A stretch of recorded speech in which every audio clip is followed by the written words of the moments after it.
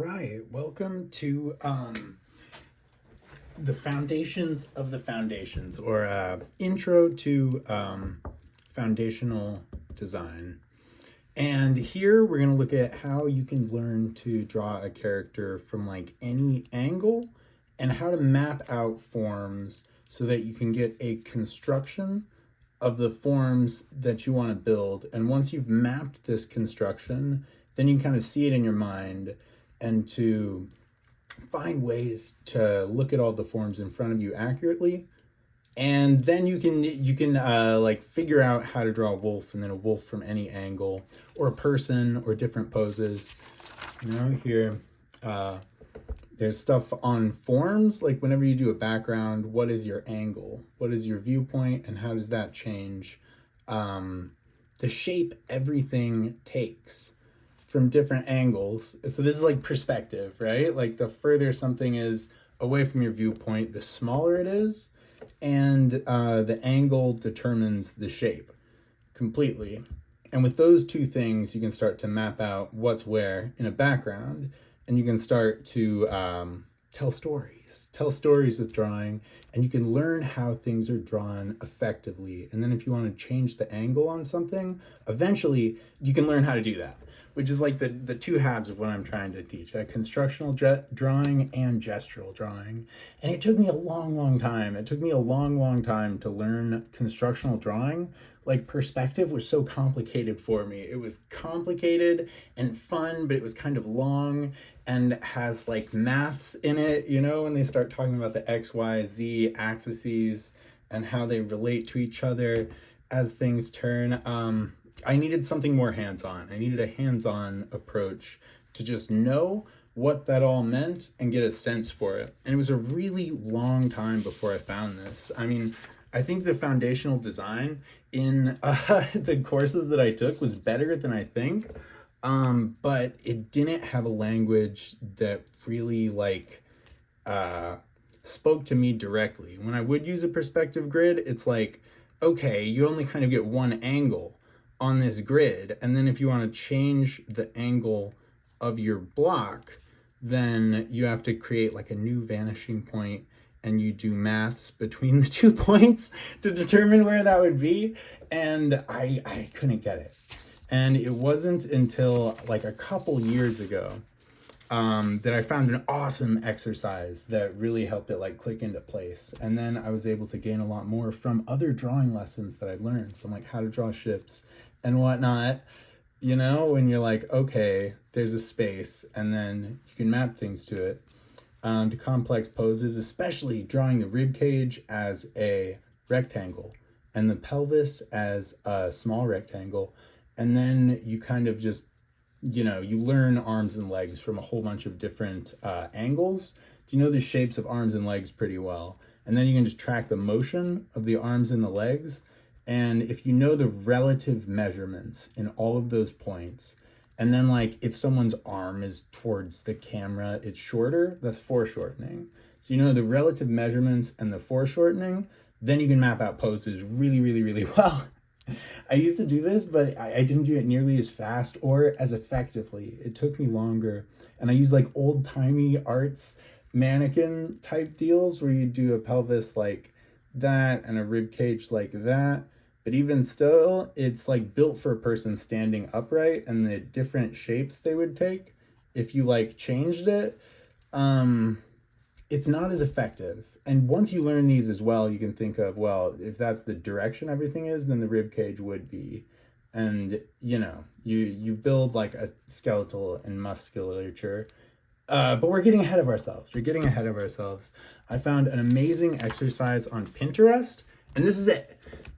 It's just drawing boxes, but then from every angle. Yeah, this is a quarter turn, a half turn, and a 3/4 turn, and to both sides, bottom, top. So it's like every angle, but you'll notice it's only like on this side, there is 16 squares, right? And there's less than 16 on each quarter because it has the half lines, but you get the idea. It's, 7 by 7. It's 49 squares. Yeah. It is. And you'll notice they're mirrored on both sides, right? Or even like this and that are the same. And I'm linking the Pinterest image in the description directly so you can look on your computer at the perfected, like the Pinterest model is built with a computer. And you can see the way that the change in angle relates to both sides. Because you're seeing this is a square, but we know this is a cube in perspective. And this is one side of a square. And a cube, as you know, like a dice, has 6 sides. That's front, back, top, bottom, side, and side. Yeah? So there's 6 different sides here. And if you imagine like a person in here, then you can imagine them from all 6 different angles and everything in between. So you can find what angle something is at pretty easily and then map out like proportions. So being able to construct boxes and construct boxes accurately is huge. It's so huge. And you'll notice here like this side is much smaller than this side. They both move into the distance a little bit, and why this is much further into the distance. This is the closest side, and this is moving much more quickly.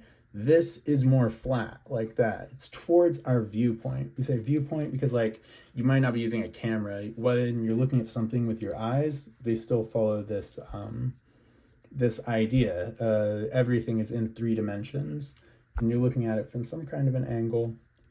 Yeah, okay, so it's really cool. I'd have trouble with this. I'm like, if you turn that direction, then how does it affect all of the other lines? Like when you bring out a new face from the side to consider these things that you're not even seeing. And it wasn't until I did this, it seems kind of complicated at first, but there's a real math and a science to it. And we'll go through that as we do this. I have a page with an incomplete grid here, and we can block it in. We have the thing on Pinterest. Like it doesn't take long. You might be like, that's so many, but you do them really quick. And the way they relate to each other, you can use them to kind of like, okay, if this one's here, then that one is going to be, and figure out how to construct them. And that's what we're going to go over, because it took me a minute. No one like I haven't seen anything that did this exactly. It's probably out there somewhere, but I just found the thing on Pinterest, and it took a while to map. But then I feel like this is the single most important drawing thing I have found in my time. You know, it's the single most important because I cared about this so much, and that I hadn't found a way to understand it yet. And this helped me to do that. And then all the other drawing courses that I'd already taken, I start to understand more. Like if you know how to do boxes in 3 dimensions, then you can do the rib cage and the pelvis to construct like dynamic poses, say, and you start to do that with everything. I feel like then I was able to draw buildings and ships and things like that for the first time. So it was quite exciting. And when it comes to constructional drawing, when you're talking about what is like the base shapes that something takes, you have to be able to get this. And then you're like, okay, that's the angle, right? So if you're drawing a dragon or something, then it's like that with the leg there, and there's like a floor that's like that. And even this isn't perfectly accurate, but the one on Pinterest will be. Yeah. So you know, like there, if there's a square, this is the closest point to the viewpoint.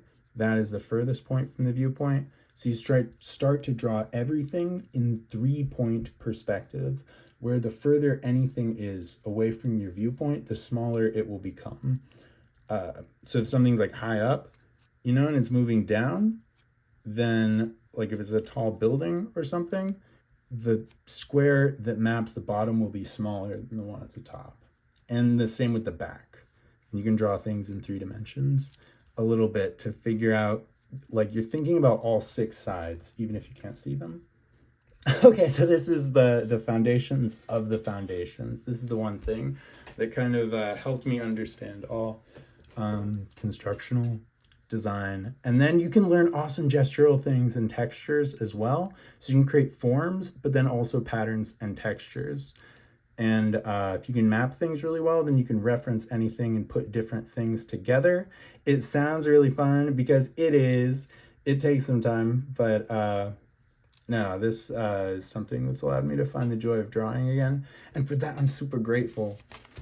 And if I'm giving techniques or things I've learned, I want to at least give the foundational techniques to fully understand them. And we're not going to move the clipboard around while we're doing this. Here, we'll get into it. We'll get into it. Okay, so you might or might not be able to see these 16 points that I'm pointing at. My pencil, yeah.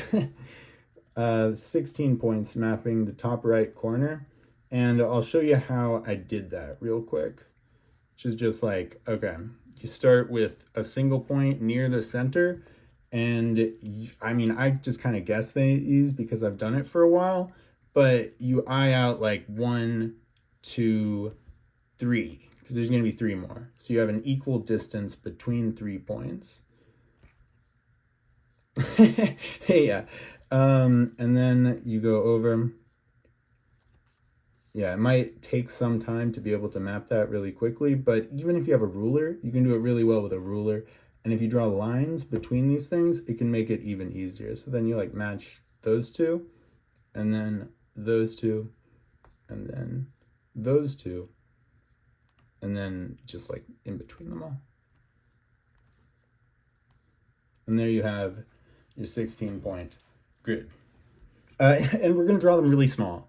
You don't want to draw them too big. I've gone back to doing this before and ended up drawing these things like really big. So we'll start with the first square, and as I go along, like if I draw one, you might pause it and then reference the Pinterest thing and take however much time it takes you to draw them along. And we'll talk as we go. So the first one is a square, yeah? Or a single side of a cube facing directly at our viewpoint. The next one is a 1/4 turn. And this means pretty exactly that at a quarter point through our cube, so 1/4 is there. I didn't draw this accurately. You want to draw it like symmetrically around the dot. So the dot goes in the center and you can measure out quarter points in each cube. So the first quarter is there, and it's like there or something. Like you're aiming for the back of this cube is that size as well, or just about. That's moved a bit closer than the back of that cube. And this side is relatively close and is 3 times the size of the first one. Yeah, so we'll take just a little bit of time because this is like important how it all works. So this one is going to be like directly halfway through the cube. So that halfway mark is going to be like the widest point. And this point is going to be directly in between those two. That is like 3 times more incline. And this is 1/3 as much incline. Yeah, that's like how cubes work. And as you work through it more, you'll understand that more too, I guess. So in between those two, because that was something that I was really like, how do you figure out how much it inclines relative to the other face? And it's exactly that. Like if you 3 times more face there, 3 times more inclination here. These are the same exact size shape. So now you're starting to like think and see in 3 dimensions, right? Now, the third one up here is an exactly mirrored map of this one. So if you're like, okay, bap, bap, bap, you can go in and you get an idea for how far you start away from this dot.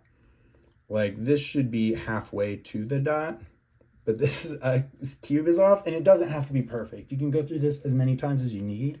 I found just doing it was more helpful than trying to do it super accurately, but it doesn't even take long, even as you're doing it accurately.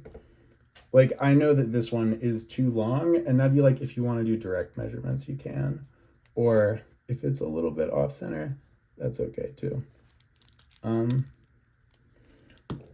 Yeah, no, we'll erase it and go for value and just try to center these around the dots as well as we can. And then, yeah, this is quite a large face.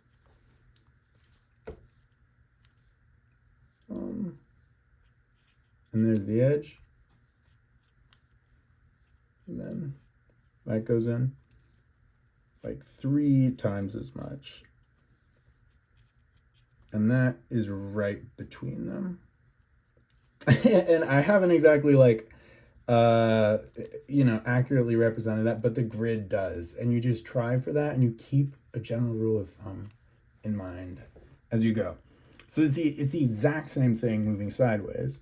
So we'll just go through the sideways angle quite quickly. This one halfway to the thing, and then over. And this one directly along. Like, if you go too far, like, check if you've gone too far. Because you want, like, the size is a little bit more when there's 2 faces than if there's just one. But it's generally the same, just a little bit bigger.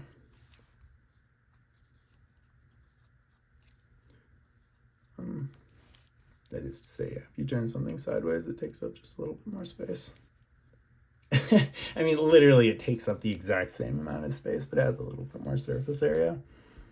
Anyway, yeah, this is pretty much the foundations of it, but then things change up a little bit as we go at an angle to the side. And we'll do that next. It gets exciting again. Or, I mean, it is pretty exciting. For me, it was super exciting when I started getting this. I was like, oh my God, okay. And I started to have an understanding of how you could draw like a square in space from any angle. And when you draw a square in space from any angle, you can draw like a car or a person inside of it or something, right? Like, there's so much that you can do with that one thing. Like, boxes are so important. Boxes are like the most important thing. Everything is like boxes in space. And then there's forms. Okay, so this one's the exact same, where it's like halfway to the center point here, but we come in an angle because it reflects both of these sides. It's now going to be a 3-sided cube, which is the max amount of sides you will ever see of a cube at one time. And you can figure out why that is yourself. Okay, so as we know, it changes the angle of the line a little bit, so it's not the same as this, but just a tiny bit more.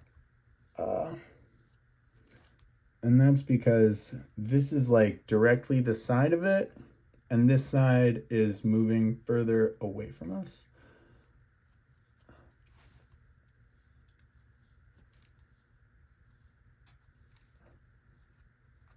No, yeah, there's definitely you can find like fine-tuned technical reasons for all of this, but once you understand it on a basic level too, then when people are explaining things in a perspective type class, you already have this down.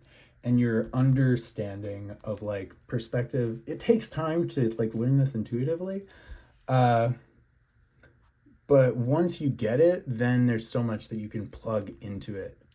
Okay, so this side is a little bit further down. It's not like a perfect square up here because this is further away than that, right? Can you see the form there? It's like moving in space away from us. The same way this moves down, and these are even further away. So this is a little bit longer here than that is to there. Yeah, and I mean, look at the cubes. Look at the cubes on there, and you can see, fuck, you're right. I might be exaggerating a little bit, and I'll probably exaggerate it a little bit on all of these. But if you look at it, you can find there's a direct science behind it. And you can calculate really, really quickly. This is like speed math you can do to figure out like how much of someone's side and how much of someone's front to draw on any angle. And then when you're looking at someone, you go, oh yeah, it's that angle. Or it's that angle.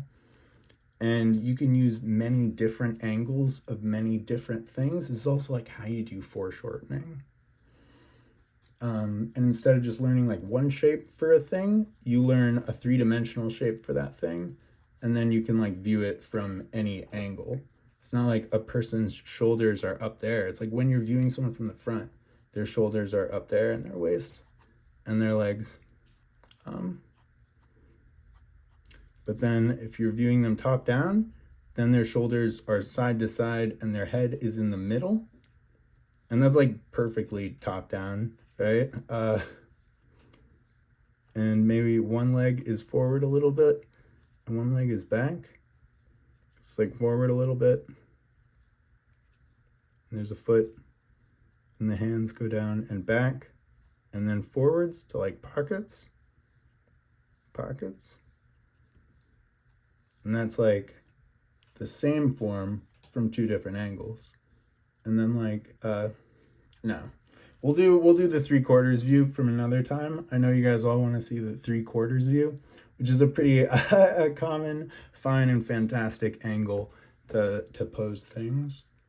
But we'll get back to this. Because this next block though, oh my God. You see, this is the perfect half turn up and half turn sideways, where they're both the same size of face. Both faces are equal. So this one's going to be 3-sided and all sides are going to be equal. But you're like, where the fuck is our lines going to be? I'm sorry. Yeah, shapes make me excited. But this cross point there, this goes to the center.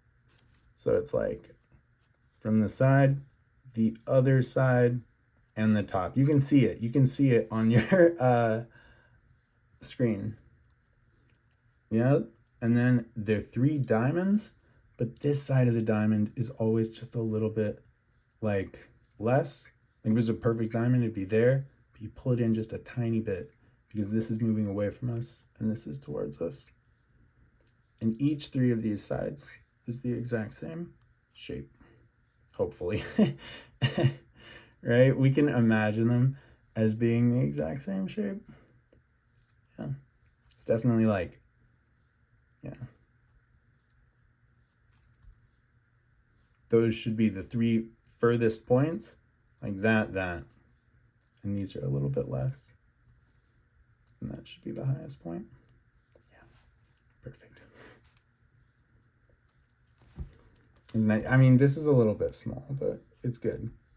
You can always just like adjust them a little bit. Don't feel bad about adjusting them. Yeah. Okay. So then we'll go through and finish the top row because this next bit is also kind of interesting. It's a little different. Okay, so it's 25% this way, this side, and you just continue to remember this. It's 25% of this side. You don't see hardly any of it because of the angle. And this is like at the halfway point, and it goes that way. So these 2 sides here are going to be the same exact shape, and we're going to see how close we can get to that. How close. And this one, it's going to be like tiny in comparison. This is moving up, and this next one, I can't explain it perfectly yet, but the angle of the face as it's moving backwards, like you turn it sideways, you won't be able to see this side at all from this position. And there's like more of an angle, and you just see the top. And you remember like this, like as a general rule of thumb, 3 times more than that if it's 1/4, 3/4, and that. And then this one is just like a tiny bit here, as we're seeing mostly the surface bottom of this.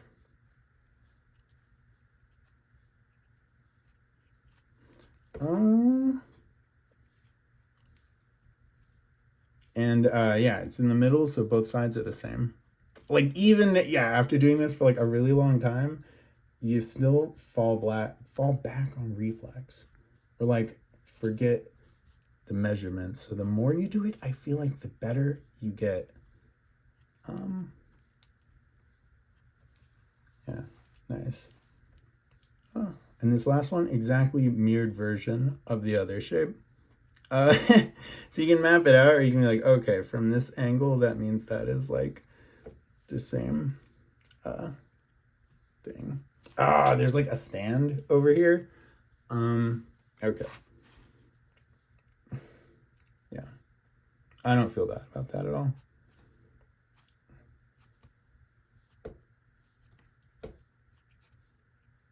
Let me get this set up.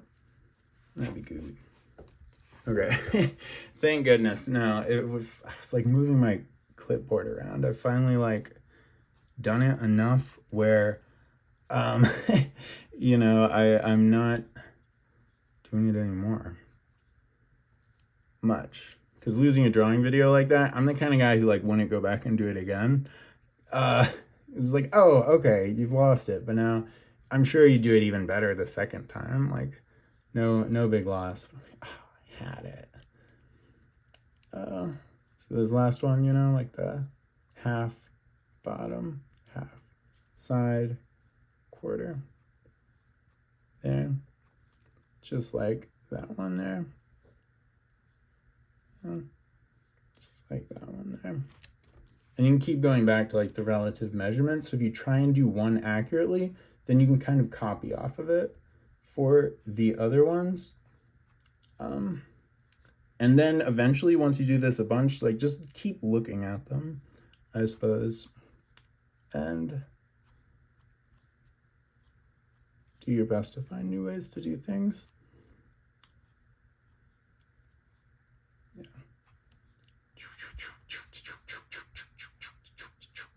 So the same thing as the last one, but these shapes should be getting bigger. And they should be bigger. And that's if you want to like see if you got it right. You know, it's like these should be 25% bigger. This should be 25% smaller. And these angles should be large and deluxe. And this one, dynamic. These are the same size planes on every single cube. They're all the same.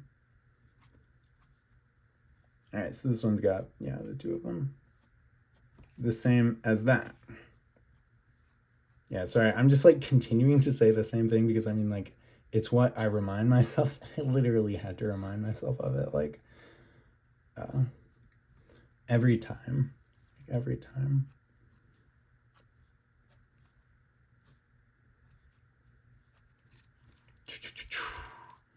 And then something you can do after, we won't do it now. I'll show you it just a little bit, just because I care. You can also set up a lighting scheme. I'm imagining it just exactly top left. And then depending on what angle something is away from that, it'll attract certain shadows. These aren't done accurately, but you can see there's a little bit of like that going on. It pops three-dimensionality. We can talk about that later, but you can see they're doing some of it on this grid. I don't understand it exactly though. I mean, no, it makes sense. It makes sense how they're doing it. We should do that. And okay, I won't do the whole thing, but I guess really quickly we could go through and just like try to do this next one fast.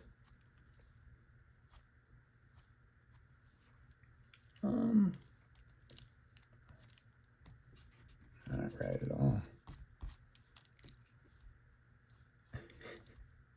Oh yeah, I swear it still takes reminding me, but if you do remind yourself of this really quick, then you do accurate work. So it's a really good reminder no matter what you're drawing, because no matter what it is, it can fit within a cube. So this is especially good for constructional drawing things from imagination. It's also good in mapping out the forms of things so that you add them to things that you can create. Your visual library will expand So you map out lions and tigers and bears, and then you can be like a mad fucking scientist and put them together in new ways. It's super fun. I love design so much, and in learning some design things is always like, man.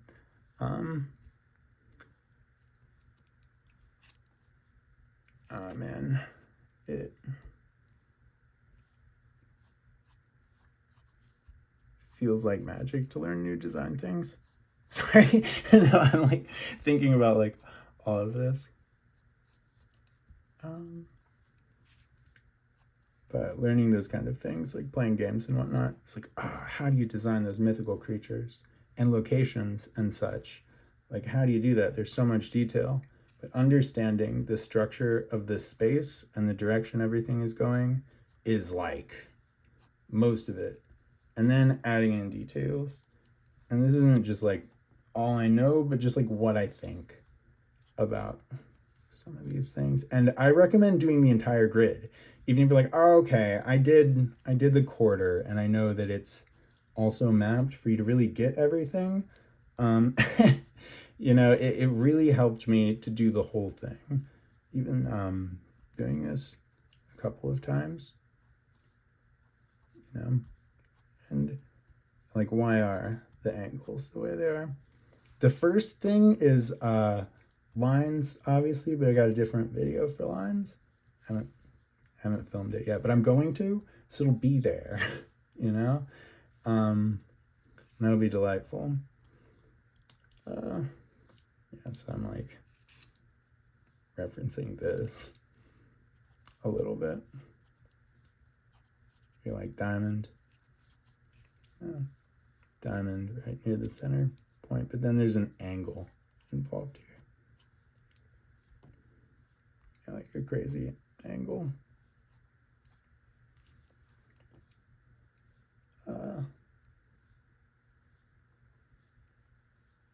And it's like, yeah. And 50-50. And super tiny. And it's like, oh my gosh, it feels fun once you start getting it. And you can just like look back and be like, okay, I understand this. Let's go. And then once you've done this enough times, it's like, man, when you just draw one side, you'll be able to accurately predict what the other sides are in relation to it. So you can draw like many changing forms in space pretty quickly. And then when people talk all that vanishing point jargon and nonsense in freaking perspective courses, you'll be able to like understand it, use at least, so like,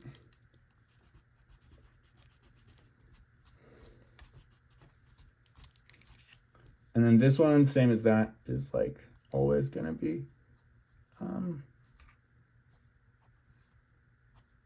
same 3 shapes, or the same size shapes depicted from like the exact same angle, the exact corner of a cube will have the 3 sides the same. Like these are the same sides on every single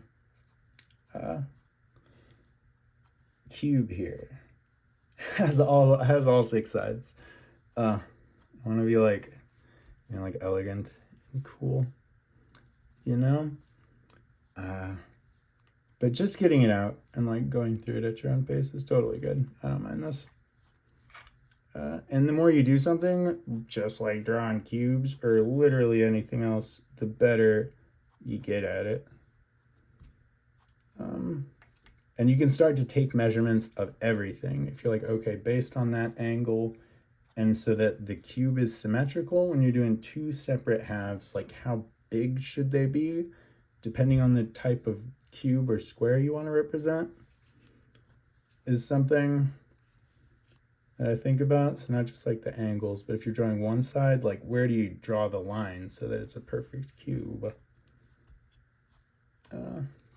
But it's nice to be able to use these dots, because then like maybe you don't know where the hell it's supposed to be.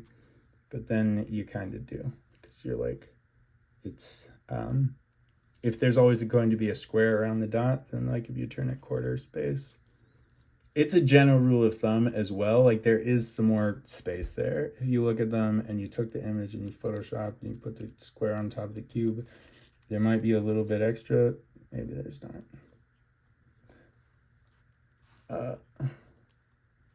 But by and large, it's like the less, like, I feel like if you get like this kind of a shape around a thing, even with like 50% accuracy, and that might sound like it's not a whole lot of accuracy, you know, because it is though, in my opinion. These things don't have to be like perfect though. Like if you took whatever, like a computer program that could map the angles on a photograph accurately to build what would be the perfect cubes, you know, literally, technically, scientific cubes, right? It doesn't have to be anywhere near that for you to use like a cube in a space and to draw something along those lines and to have it look accurate enough for your thing. Like there is no reason to go to that amount of, I mean, there's obviously a reason if you're designing cell phones and cars and stuff where it has to be technically precise, then you do need all of those maths. You need all of those maths to do like perfect angles to draw like cars and buildings like technically accurately.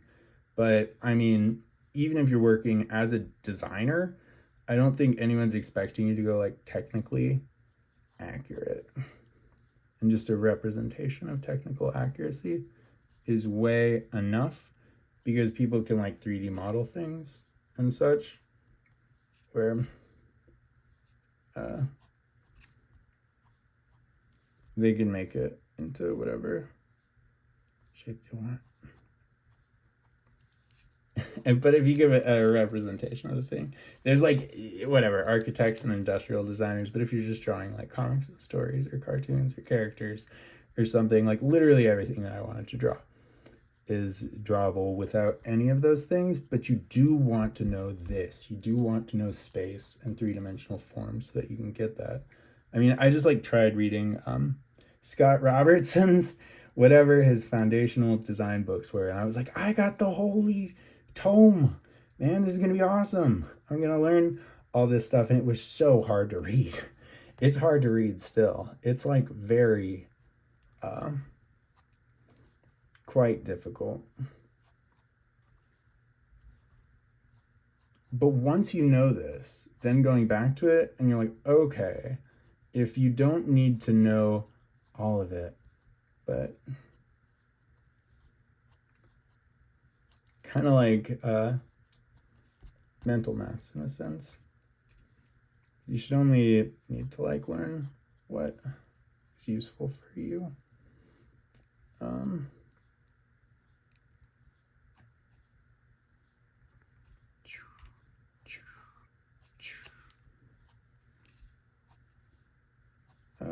Having the mental maths picture in my mind has helped me a lot. But know also all of the technical details would definitely be like the next step.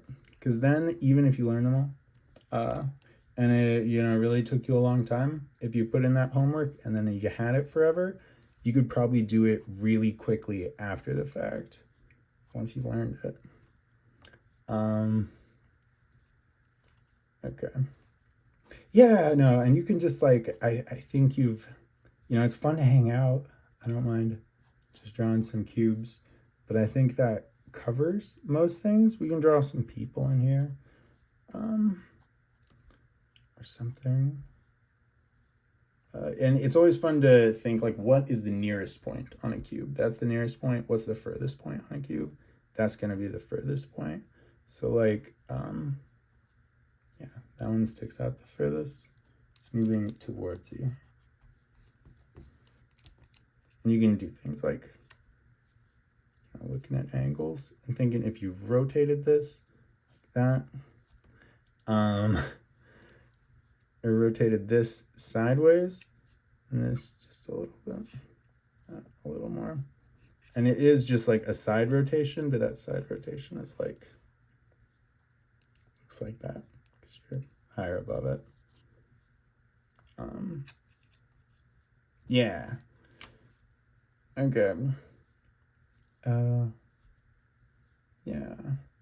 No, this is totally awesome. I'm thinking now of like constructional design type techniques, like manga stuff, and like how you do that. Because I was always blown away with manga guys using this stuff, and I was like, how the hell do you even learn this? And then the other like part of my drawing is always gesture, and I think I relied on gesture a lot more than form.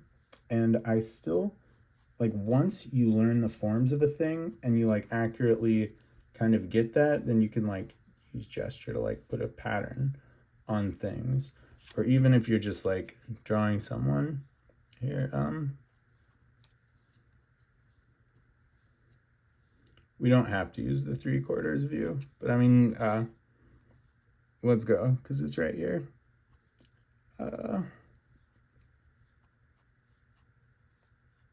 And you see, I'm kind of just like looking at those two, like top, bottom, but then these are different things. You can't just like copy paste them. You have to know like where the nose is because everything on the body is its own 3-dimensional shape, but they're all mapped to parts of the body. Like where the head is going to influence where the nose is and whatnot. So if it's there, it's like less of an angle, but it's still down. So you also want to learn how to draw cylinders. And cylinders in space is your next thing if you learn how to draw cubes in space. And then cylinders in space, oh man, you're going to be quite powerful with these shapes.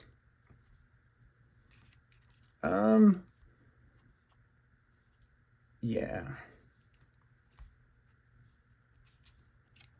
And then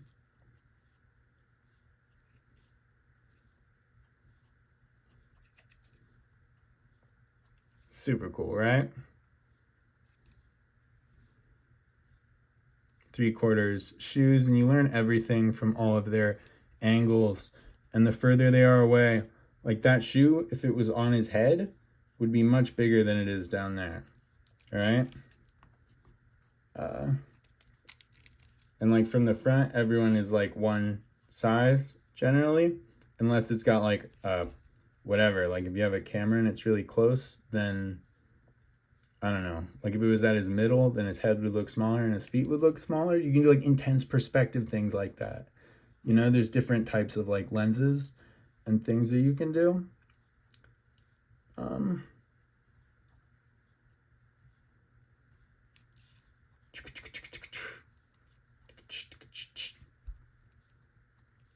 Because even there we can imagine like his front is like you're staring at someone, but then there's more of this angle down here, and maybe even a little bit of like that angle, and you can draw like those squares through a thing. And you know, that's something I've seen other artists do. You know, Med, Cynics, and Fengzu, and everyone that you see within like Proco guys.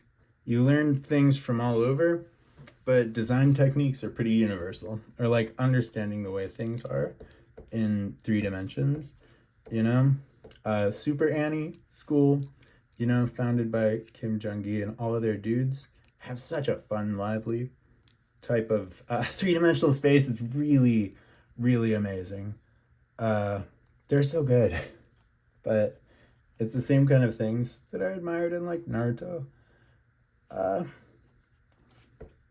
or Death Note, or any of these things that are just a really, really good sense of 3 dimensions. And the Super Annie guys have like, you know, they just go quite crazy with it. It's good fun. It's good fun. Love Kim Jung-gi. That guy's amazing. And he said everything was cubes and perspective from different angles, and then like it fits together, and he can map it all with his mind because he's like a super genius. But using what you have, you can start to do the same thing and to start to think with these things, you know? So then if you're doing like, yeah, dragon, there's like some of the top and some of the side, you know? There's a head and like an arm. And their legs are like, you learn the shape of their legs, where they have like, whatever, the thigh, its back, and there's a foot. And the tail could go anywhere. So it's a number of different perspectives. Okay, it's not my best dragon, you know? But you get the idea. Maybe it's a velociraptor. Or anything, you know, like a telephone booth. There's lots of rectangular things in the world already. You're like, fuck, I know how to draw cardboard boxes and crates and maybe like milk cartons or like, you know, refrigerator door, whole refrigerator. There's lots of things that you've learned how to draw pretty well.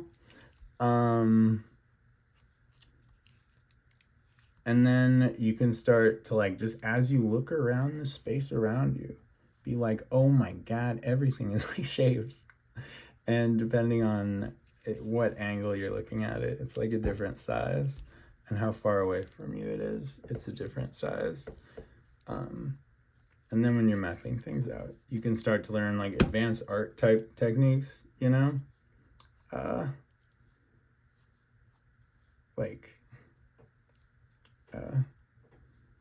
You know, all the arts tutorials might become more valuable now. If you're able to get this stuff and think in 3 dimensions, then your arts comprehension usually go up. It should go up in time, you know, if you continue doing this. And then you do studies of things as well. A really valuable thing to do is to do studies from multiple angles. You hear everyone saying this, but until I did this thing, I could hardly even like do that, you know? I mean, it helped me. It helped me along. Certainly all those hours, the time that you put in, it's really good. And this is all I'll say for now, man. This is all you guys get for now. You should go back to this, do the whole thing, and then, you know, we could do some transparent boxes. We could touch on it, you know, but there's got to be a whole other area for that. And then there's all kinds of different things that you can get into from there, you know. And as you're looking at like how to draw, how to design, you can do any kind of style on top of that. Like this is just a foundational understanding of like space, but then so many artists do things in their own unique way, and you probably have like someone's style of illustration or something that, you know, gets you excited about art. Within this structure, you can learn just about any style. There's lots that goes into it. There's lots that goes into art. Oh man. There really is. But out of everything that I learned in the last couple of years, this was like it. I was like, yo, this is so good. And in that time and space, like it really doesn't take long, does it? Oh shit, it's 48 minutes. You could do it pretty quickly. You know, it wouldn't necessarily take you 48 minutes. Although it should. You know, you can kind of take an extra long time and really look at it and get it, you know? Yeah, you can look at it, get it, and you should. And it's good stuff to practice. Yeah, this is stuff like, it made drawing fun for me, and drawing should always be fun. That's going to be like the other side of the course, you know? I mean, everyone has their own way of learning and their own way to make things fun, and that's up to you, but we'll try to just like focus on finding joy in the space and keeping a good state, you know? State-based learning is the key. You know, if you're doing something with a positive state of mind and you're like, okay, and you can map your progress and to build onto it, then you have a thing. All right, good God, there's the time. We'll get back to it. I'll pick this back up. Because I was thinking of like other things and demonstrations of things. I'm like, God damn it, I gotta at least do this for someone that's just picking it up so that they could get it and gain the most from the other things. Yeah, no, then you can draw like spaceships. From like a 3/4 angle. Spaceships are in space, so they can be from any angle. You can learn how to design things in any angle.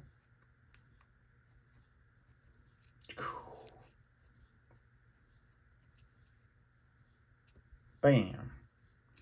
There's like different types of shapes, but there's gesture as well. I feel, that's cheating, but we'll look ahead at what you need to learn to know to be able to do that as well. Just to block in shapes at your will. And we'll leave it at that. We'll leave it at that. Can you believe it? All right.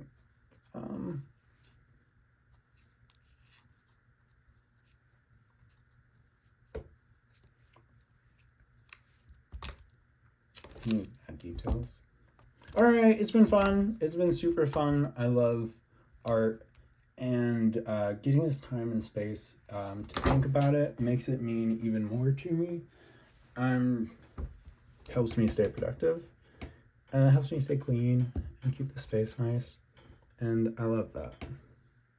Well, we'll see you tomorrow, my dudes, my people. Love and peace.